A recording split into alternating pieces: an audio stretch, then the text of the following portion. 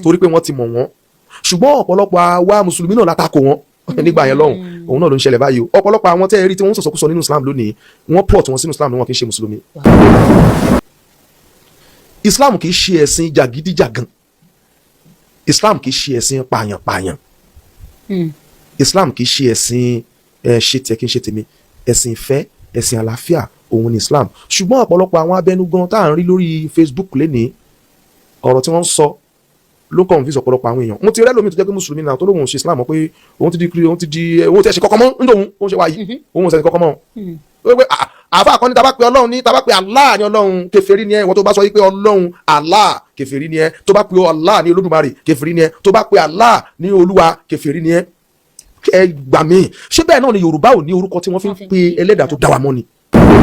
Dragging mo ní pé ẹlọ́kan mi mọ̀ bóyá church ni àbí gathering wọ́n ṣàní ẹ̀kọ́ orin Christian orin Christian tẹ̀dẹ̀ kọ lóòótọ́ àwọn clips tèmi rí hymns gan lẹ́kọ̀ọ́ kò tí ẹ ṣe àwọn regular orin wa bóyá chorus wa ní church mo mọ̀ pé kọ́ ọ̀rẹ́ bí Jésù kò sí láyé yìí Jésù nìkan lọ́rẹ́ òtítọ́ ọ̀rẹ́ ayé yìí lè kọ̀ wá sílẹ̀ ṣùgbọ́n Jésù kò jẹ́ gbàgbé mi kò jẹ́ gbàgbé mi ó wá kò jẹ́ gbàgbé mi máa wọ̀rẹ́ òtítọ́ ó wá kò jẹ́ gbàgbé mi hallelujah ṣùgbọ́n Jésù kò jẹ́ gbàgbé mi. So mo gbọ́ yẹn àti orin sẹ̀lẹ̀ kan ìmù yẹn gan ó nípọn díẹ̀ báyìí mọ́ ní èrè àsálàtù èmi gan ó shock me but àwọn èèyàn gbà wọ́n ṣe gbà ọ̀tọ̀ àwọn ẹlòmíì rí bí ẹni pé wọ́n pè ní church èmi gẹ́gẹ́ bí èèkún ní church àwọn èèyàn kan ní iṣẹ́ wọn ló ń ṣe náà tí wọn ò bá pè meanwhile mo ti bá yín pàdé àbúrò mi kan ṣèkómọ nígbà kan tó jẹ́ pé ẹ kọrin níbẹ̀ and because Muslim lọ́kọ Christian níyàwó ẹ kọrin Christian náà níbẹ̀ yẹn náà ṣó ti yé yín so èmi rí from that angle bóyá torí pé wá jẹ́ kó mọ nìyẹn làwọn èèyàn ò ṣe rí bẹ́ẹ̀ yẹn but kí ni take yín nínú ọ̀rọ̀ yẹn because àwọn èèyàn kan tẹ̀ ń sọ pé bọ ẹni náà kò kí ń ṣe olórin Islam gbìngbìngbìn náà lọ títí náà bẹ́ẹ̀ yẹn náà lọ tẹ́lẹ̀ o kí ni take yín lórí ẹ̀ sà. ẹ ṣe púpọ̀. Yes sir. Àkọ́kọ́ náà mo kí yín pé ẹ ṣe pẹ̀lú ìbéèrè tẹ́ béèrè lọ́wọ́ mi yìí dóná mo ti decide pé mi ò ní grant any interview fún nǹkan tó awuyewuye yẹn ṣùgbọ́n bó ṣe rí i náà gbogbo èèyàn tó bá béèrè ọ̀rọ̀ lọ́wọ́ ẹ̀ tó bá lóun ò ní èsì fún ọ̀rọ̀ bẹ́ẹ̀ yẹn olókùlàkà ẹ̀ ní irú ẹni bẹ́ẹ̀ jẹ́. Àkọ́kọ́ náà máa kí gbogbo àwọn ẹni Ọlọ́run àwọn àfà àwọn tó ń ṣe Islam lódodo àtọ̀ sáwọn oníjàgídíjàgan tí wọ́n pè mí tó dẹ̀ fi mí lọ́kàn balẹ̀ wípé máa ṣe nǹkan tó ń ṣe lọ àwọn tí wọ́n ń dràgẹ́ lórí social media yẹn wọn ò mọ nǹkan tó ń ṣe ni tó dẹ̀ yẹ pé àfà gangan ni wọ́n àwọn tí wọ́n mọ kéwú lámọ̀ tán tí wọ́n dẹ̀ nímọ̀ lámọ̀ jinlẹ̀ so mo dúpẹ́ púpọ̀ lọ́wọ́ wọn bákan náà mo dúpẹ́ púpọ̀ lọ́wọ́ gbogbo àwọn olólùfẹ́ mi pátápátá gbogbo àgbáláyé pátápátá gbogbo èèyàn tó support mi pátá mo dúpẹ́ púpọ̀ lọ́wọ́ yín o ẹ ṣé o lágbára Ọlọ́run gbogbo nǹkan tẹ́yin náà ń fẹ́ Ọlọ́run á ṣe fún yín. Tàbá tí kì í yìnyín tán yìnyín tó jẹ́ káyé mọ́ bá ṣe tó ká sì tún má gbàgbé ganigani náà àwọn ganigani tó ń fẹ́ káyé mọ́ bá ṣe mọ́. Lẹ́yìn tí mo kí gbogbo àwọn tí wọ́n support mi tí wọ́n jó lólùfẹ́ mi mo tún kí gbogbo àwọn tí wọ́n tún gàn mí tí wọ́n sọ̀rọ̀ tí ò dáa nípa mi. Ẹ̀yin náà ẹ níṣẹ́ tẹ́ ṣe nínú ayé wa bó tilẹ̀ jẹ́ pé ẹ̀gàn yín tẹ́ ń ṣe sí wa kò ràn wá kò tún rán ẹ kọ́kọ́ nínú ara wa ṣùgbọ́n ẹ̀yin náà tún níṣẹ́ tẹ́ ṣe torí pé nínú àwọn ọ̀rọ̀ ẹ̀gàn tẹ́ ń sọ àwa tún múlò nínú ẹ̀ láti lè fi correct most of àwọn mistakes táwa náà ṣe torí pé kò sẹ́yìn kan tó wà nínú ayé tí kò ní mistake tí ò ní àṣìṣe tó ń ṣe. Kí n wá go straight to the point nípa ìbéèrè tẹ́ béèrè lọ́wọ́ mi ṣé rí Islam ẹ̀sìn tó dáa gan ni ẹ̀sìn tí mo dẹ̀ máa kéde títí tí màá fi darúgbó tí màá fi wọlé Ọlọ́run bá sùn ní ẹ̀sìn Islam. Ó létò, ó mẹ̀tọ́, ó mọ ìmúra, ẹ̀sìn Islam ṣàlàyé bá ṣe lè hùwà, bá ṣe lè gbélé ayé fún wa. Ṣé wá rí àwọn èèyàn kan bẹ, ẹ mọ̀ pé Yorùbá máa ń pe kinní kan ní àmọ̀rèwọ́. Àwọn kan wà tó jẹ́ pé alámọ̀rèwọ́ ni wọ́n. Wọn lè ṣe kí wọ́n má ṣàmọ̀rèwọ́ bí wọ́n ṣe bí wọn ni àti nǹkan tí wọ́n gbàgbọ́. Bákan náà àwọn kan tún ń bẹ nínú ayé tó jẹ́ wípé wọ́n lè ti torí àti jẹ àti mu dáná sun ilé bàbá wọn. Kò sí nǹkan tí wọ́n lè ṣe. Wọ́n lè ti torí kí wọ́n lè jẹun kí wọ́n dáná sun family house wọn. Ṣé you understand? Yes, sir.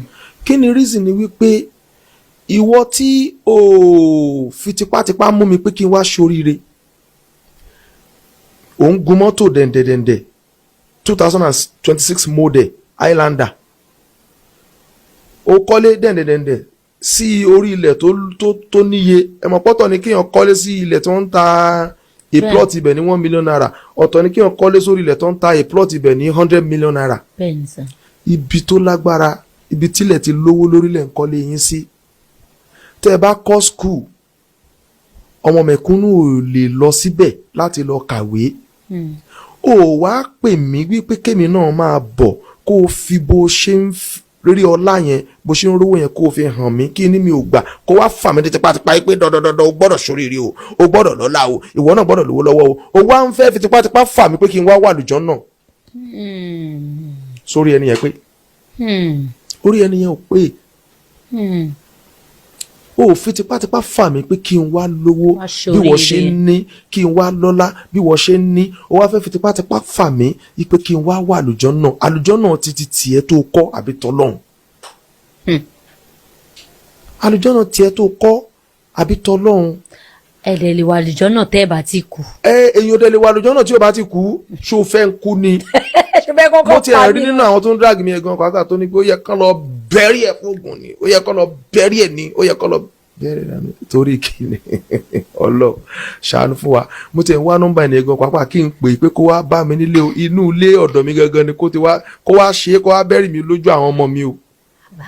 So oríṣiríṣi ló ṣẹlẹ̀ lórí social media, ṣùgbọ́n kí ní kankan tèmi mọ̀ ni wípé bí kálukú bá ṣe mọ Ọlọ́run ẹ̀ kó máa sìn. Bí kálukú bá ṣe nígbàgbọ́ sọ́lọ́run ẹ̀ sí ni kó ṣe máa pè é. Kò sí nǹkan tí kálukú ṣe tí kò lẹ́san. Ọ̀pọ̀lọpọ̀ àwọn tí wọ́n ń fi akatakítí ṣe ẹ̀sìn yìí lórí social media, ẹlòmíràn ní pé kò yẹ ká máa ya fọ́tò, whereas wọn ò mọ̀ pé upgrading fọ́tò òun gangan ni fídíò. Ṣé rọ́ ni? Kò yẹ ká máa ya fọ́tò. Ẹnìkan sọ bẹ́ẹ̀ nínú àwọn àfáà kan sọ bẹ́ẹ̀ pé kò yẹ ká máa ya picture. Ó ní ẹni tó bá ti ya picture iná ló máa wọ̀. Whereas upgrading photo gangan òun ni fídíò. Ìwọ fúnra ẹ̀ náà ń ṣe fídíò, wọ́n post ẹ̀ sórí social media, ó tako wọn. Ara àfáà tó sọ wípé gbogbo ẹni tó bá ti kéde ọjọ́ báyìí ní Ramadan máa bẹ̀rẹ̀ àbí ọjọ́ kan báyìí la máa ṣọdún nínú àfáà náà ní nílẹ̀ Yorùbá wa yìí wípé ìyàtọ̀ sí ìmáàmù Kánò àbí ìmáàmù Sokoto àbí kìíní kankan ó ní ẹ̀sìn ní kọ́ lọ pa ni. For what reason? Ẹ jẹ́ kájọ imagine eléyìí kéde lénìí wípé ọjọ́ báyìí la máa wẹ̀ ẹni ẹ̀ pa, eléyìí náà kéde lọ́la pé ọjọ́ báyìí la máa wẹ̀ ẹni ẹ̀ pa, tẹ́ bá pa gbogbo wa tán ta ló kù tó fẹ́ ṣe Islam? Ta ló kù tó fẹ́ ṣe Islam? Mo rí nínú àwọn èèyàn tó ń sọ wípé kò sórin nínú Islam. Adẹ̀ríkà nínú hadith tánàbí sọ wípé inna mina sha'iri la hikma. Ànábì ní ọgbọ́n ó ń bẹ nínú orin kíkọ. Tó bá jẹ́ pé ànábì fẹ́ condemn orin ni kò ní sọ pọ́gbọ́n wà nínú ẹ̀. Ànábì ò ní sọ pọ́gbọ́n wà nínú ẹ̀.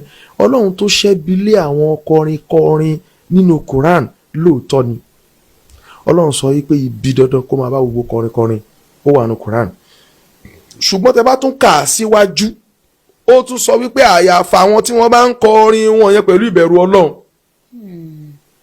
Ṣé akọrin búyà ẹ̀ ni? Ṣé akọrin yípo Ọlọ́run ò sí ni? ok ọ̀rẹ́ bí Jésù kò sí láàyè yìí, Jésù nìkan lọ́rẹ́ òtítọ́. Jésù tá à ń sọ yìí ṣe bí nínú Quran ṣe bóun ni Isa ọmọ Mọ́ríámọ̀, ṣé kìí sọ̀rọ̀ ẹ̀ títí ẹ mọ́ ni? Ṣé Jésù yẹ kìí sọ̀rọ̀ ẹ̀ tiẹ̀ ni? He is your friend. He's my friend. Ànábì ò deny Jesus Christ now. No.